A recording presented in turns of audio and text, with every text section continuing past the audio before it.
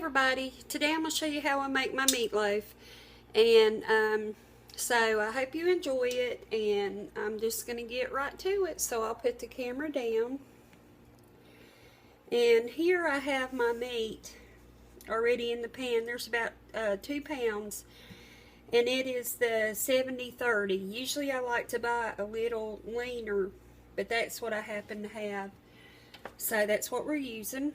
And to that is 1 large diced up onion.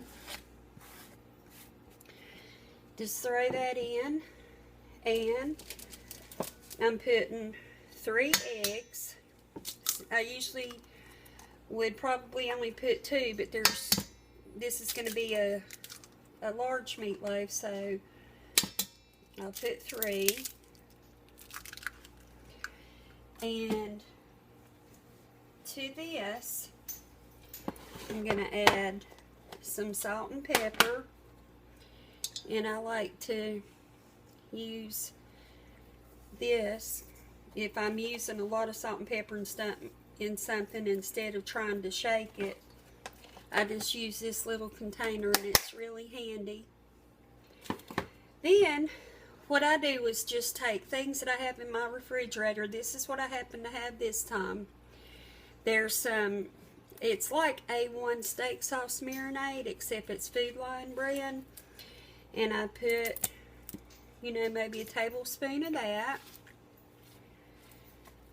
And some Worcestershire sauce. You don't want to put a whole big bunch of any one thing to overpower it. There's about a tablespoon of that. Some Sweet Baby Ray's.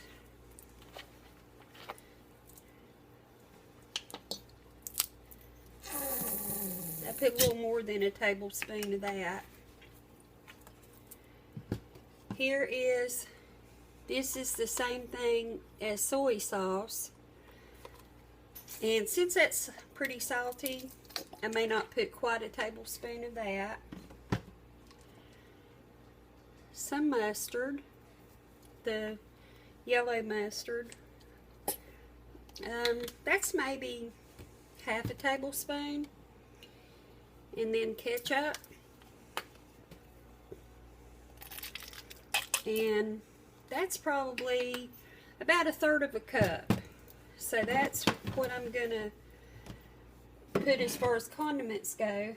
Now, the thing that I really love in meatloaf, and if you've never tried it, you should, is sweet pickle relish. It really makes a difference in a meatloaf. And I'm going to put quite a bit, since this is a large amount of meatloaf. That was probably, I would say, half a cup. So, I'll put that in. And then for the binding as well as the eggs, we put bread. And I have some honey, Nature's Own honey wheat bread that I'm putting in, and I don't break it apart ahead of time because when I'm mashing it, it breaks up anyway. And this is the whole wheat flatbed bread rounds, and there's 3 of those, and I'm putting those in. So then, my hands are clean. I made sure and washed them before I started. You just blend everything up. And I forgot to tell you, I'm sorry. This is brown sugar. I'm putting 2 tablespoons of brown sugar in there. I'm sorry, I forgot. So I put those in. And then just begin mashing it all together. And this was in my freezer, and I took it out this morning, but it's still just the least bit in places frozen. So it'll take just a minute to get it all mashed up together and blended. And just kind of, when you get to the bread parts, just twirl your fingers around and mash and break up that bread. And this makes a very good meatloaf. And if you like certain things I put in here and don't like others, then just make it your own. Just because the recipe calls for something doesn't always mean you have to put it in. So this is getting more mixed up. It is freezing my hands because it's still so cold from being in the refrigerator. But it's about ready. And then I mash it down in the pan or the bowl, whatever bowl you use. Just kind of mash it, and then this is the pan I'm using.